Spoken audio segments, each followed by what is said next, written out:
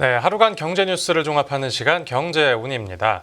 미국 중앙은행인 연방준비제도가 기준금리 추가 인하에 나섰습니다. 하지만 내년 금리 인하와 관련해 속도 조절을 시사하면서 미국뿐 아니라 국내 금융시장도 큰 충격을 받았는데요. 그 자세한 내용 홍 기자의 뉴스 포인트에서 살펴보겠습니다. 지금 자리에 홍경표 기자 나와 있습니다. 안녕하십니까? 안녕하세요. 네, 간밤에 있었던 이제 미국 금리 결정 회의 그 결과 내용부터 전해주시죠. 네, 미국 중앙은행인 연방준비제도 연준이 올해 11월에 이어서 이번 달에 또 기준금리 인하를 단행했습니다. 네. 연준은 간밤에 FOMC 회의를 마무리하면서 기준금리를 기존보다 0.25%포인트 낮은 4.25에서 4.5%로 조정한다고 밝혔습니다. 네. 이에 따라 기준금리는 연준이 인플레이션을 잡기 위해서 2022년 3월부터 공격적으로 금리를 올린 후에 최고치였던 것보다는 1% 정도, 그러니까 1%포인트 정도 낮아지게 됐고요. 이는 최근 2년 내 가장 낮은 수준이기도 합니다.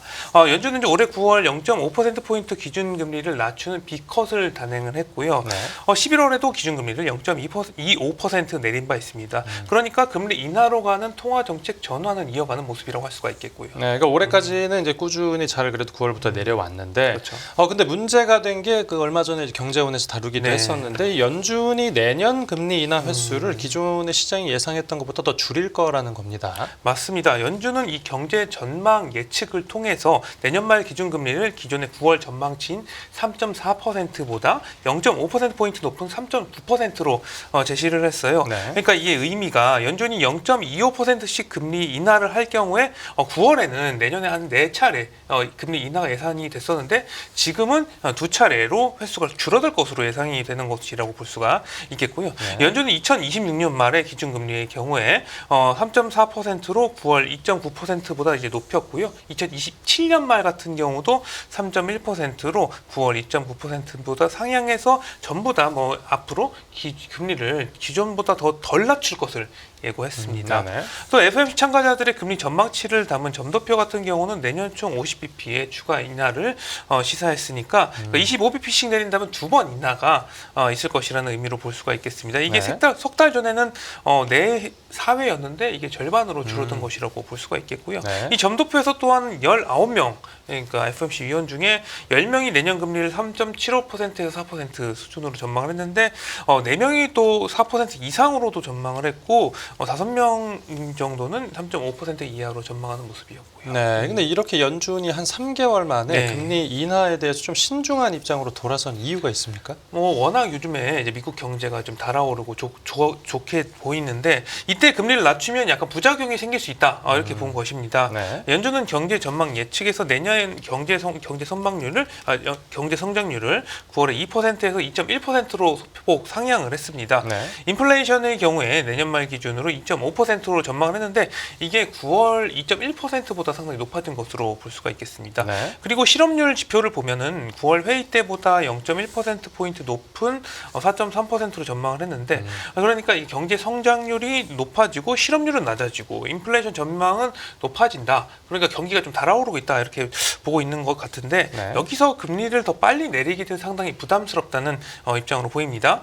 연준은 성명에서 올해 초부터 노동시장 상황은 전반적으로 완화가 됐고 실업률은 상승은 하긴 했지만 여전히 낮다면서 인플레이션은 위원회 목표치는 2%를 향한 진전을 이뤘으나 여전히 다소 높은 수준이다 이렇게 평가하기도 했고요. 그러니까 한마디로 좀 경기가 상당히 좋다 그렇죠. 이런 판단인데 제롬 파월 연준 의장이 직접 밝힌 생각도 들어보면요. 네, 파월 연준 의장은 FOMC 이후의 기자회견에서 우리는 금리 인하 과정에서 새로운 국면에 접어들었다면서 그동안 기준금리를 100bp 내렸고 중립금리 수준에 현저하게 접근했다 이렇게 이야기를 했습니다. 여기서 이 중립금리라는 것은 이에 인플레이션을 더 이상 일으키지 않으면서도 고용을 극대화할 수 있는 금리를 의미를 하는데요. 어떻게 보면은 좀 이상적인 금리다, 최저금리다 이렇게 볼 수가 있겠습니다.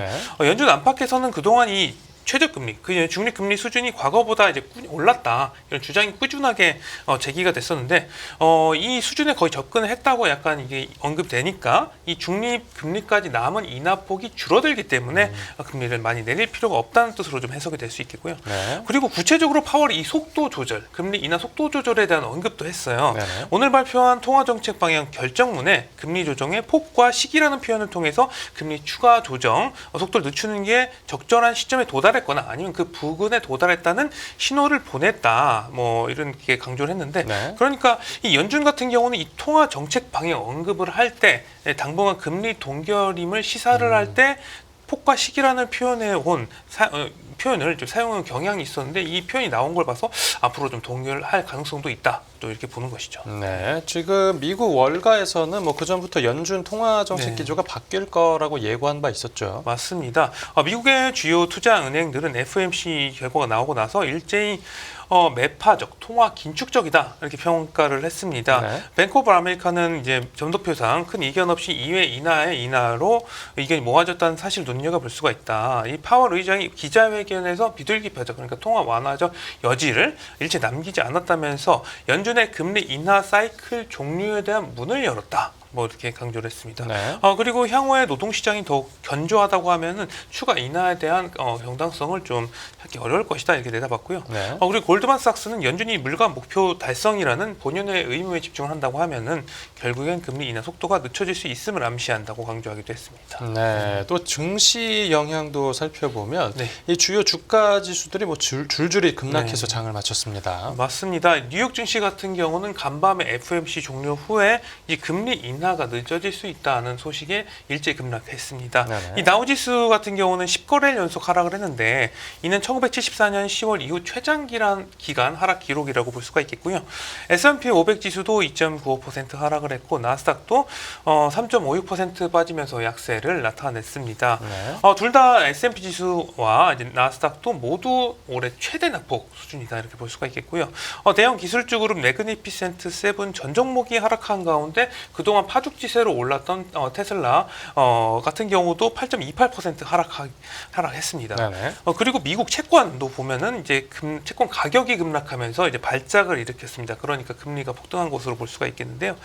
사실상 이제 금리 인하 사이클이 조기 종료되고 금리 동결 단계로 접어들면서 정책 불확실성이 커졌다는 분석이 나왔습니다. 네. 그리고 달러를 보면은 예상보다 미국 기준금리가 높은 수준을 유지할 것으로 점쳐지면서 주요 통화들에 대해서 전방위적 강세를 나타내면서 또 크게 올랐고요. 네, 또 최근에 이제 빨리 치고 올라온 투자 종목이죠. 이 가상화폐도 비트코인을 포함한 가상화폐도 이번 FOMC 회의 충격을 피해가지 못했습니다. 네, 이 가상화폐 대장주 비트코인이 이 미국 기준금리 인하, 그러니까 발표 후에 10만 달러 선이 무너졌습니다. 이게 연준의 금리 인하 결정 전에는 한 10만 3천 달러, 10만 4천 달러 선에서 이렇게 왔다 갔다 했었는데, 네. 이 비트코인이 FOMC 금리 발표 후 뭐 기자회견이 나오자 한때 9만 8,800선까지 하락을 했어요. 지금은 한 10만 1천 달러 선에 거래가 되고 있고요. 네. 일단은 이제 금리 인하 속도 조절에 따른 위험자산 선호 심리 약화에 비트코인 영향을 받은 것으로 보입니다. 거기에 또 파월 연준 의장이 한마디 했는데요. 네네. 이 FOMC 이후에 한 기자회견에서 연준의 비트코인 보유에 대해서 회의적인 시각을 내비친 것도 가격 하락에 좀 불을 붙였다. 이렇게 좀 분석됩니다. 예. 파월 의장은 연준은 비트코인 보유가 허용되지 않는다면서 연준법 개정은 의회가 결정할 사안이지만 우리는 법 개정을 추진하고 있지는 않다. 이렇게 강조를 했습니다. 네. 그런데 이 트럼프 행정부에서 비트코인을 전략적으로 비축하는 방안을 추진하고 있다. 이 상황에 이제 비트코인 가격이 상당히 많이 오르지 않았습니까? 네. 그런데 연준이 지금 현재 추진하고 있지 않다. 검토하고 허용되지 않는다. 이걸 언급한 것만으로도 이제 비트코인 하락세를 나타냈어요. 그동안 워낙 지나치게 빨리 올랐던 거에 대한 반발 매도도 좀 있었던 것으로 보입니다. 네, 일시적 조정일지는 아마 네. 지켜봐야 되겠고요. 이번에 국내 금융시장 상황도 살펴보면 이 주가 하락도 눈에 띄긴 하는데 특히 환율이 좀 많이 올랐습니다. 맞습니다. 이 미국 기준금리 인하 속도와 폭이 이제 줄어들 것이란 전망에 원화 가치와 주가가 큰 폭으로 하락하는 등 국내 금융시장이 요동쳤습니다. 네. 비상계엄 사태가 탄핵 정국으로 이어지면서 정치적 불확실성이 완전히 해소되지 않은 가운데 금융시장의 대외 변수로 한 번 더 크게 흔들리는 모양새라고 볼 수가 있겠는데요. 코스피 지수 같은 경우는 전날보다 2.33% 하락한 2,426.5로 이제 개상을 했어요. 그러니까 네. 좀 떨어졌다가 낙폭을 줄이긴 했지만 결국엔 1.95% 하락으로 장을 마감했습니다. 네. 코스피 시가총액 상위 10개 종목이 일제히 하락했습니다. 그러니까 사업을 가리지 않고 다 떨어진 것으로 볼 수가 있겠고, 역시 기관과 외국인이 순매도에 나섰고 개인은 순매수를 했습니다. 코스닥도 1.89% 하락해서 장을 마감했고요. 네. 달러원 환율 같은 경우는 이 1,453원으로 출발해서 현재도 1,450선 위에 유지가 되고 있는데요. 네. 이 장중 환율이 1,450선을 뚫은 거는 지난 2009년 이후 처음인데요. 이 2009년이라고 하면은 이제 금융위기 당시니까 사실 좀 위기 상황이다 이렇게 좀 볼 수가 있겠습니다. 네, 지금도 1,451.25원을 지금 가리키고 있는데 그 주식 종목별로도 살펴보면 이 대장주인 삼성전자하고 SK 하이닉스 주가가 좀 많이 빠졌는데 특별한 그렇죠. 이유가 있었다고요? 이게 이제 미국 메모리 반도체 기업 마이크론이 이 장 전에 우리나라 장 전에 이제 실적 발표가 나왔는데요. 네. 실적 부진이 좀 국내에 이 삼성전자와 SK 하이닉스 주가에 좀 영향을 줬다 이렇게 볼 수가 있겠습니다. 네. 이 마이크론 같은 경우는 삼성전자와 SK 하이닉스에 이어서 메모리 반도체 분야에선 전 세계 3위 기업이라고 할 수가 있겠습니다. 네네. 미국 내에서는 최대 메모리 반도체 업체고요. 이 고대역폭 메모리 HBM은 지금 엔비디아에도 납품을 하고 있는 상황이라고 볼 수가 있겠습니다. 네. 이 업체 실적이 미국 장 종료 후, 그러니까 우리나라 코스피 장 열리기 전에 발표가 됐는데요. 예상보다 부진하게 나왔습니다. 마이크론의 올해 9월부터 11월 매출 같은 경우는 시장 예상치에 부합은 했었어요. 하지만 올해 12월부터 내년 2월까지 예상 매출과 순이익이 시장 기대를 크게 밑돌았다. 이렇게 볼 수가 있겠습니다. 네. 마이크론은 이제 HBM 같은 경우는 강세를 보이고 있지만 이 스마트폰과 PC 수요가 좀 약세를 보이면서 실적 전망이 부진한 것이다. 이렇게 설명을 했고요. 네. 이에 이제 마이크론 같은 경우는 시간의 거래, 미국 시간의 거래에서 13% 가량 급락했습니다. 그러니까 이 전 세계 3위 메모리 반도체 업체가 상당히 예상 실적이 부진할 것으로 예상이 되니까 그러면 1위 삼성전자와 2위 인 SK 하이닉스도 결국에는 이 4분기 실적이 좋지 않을 것이다.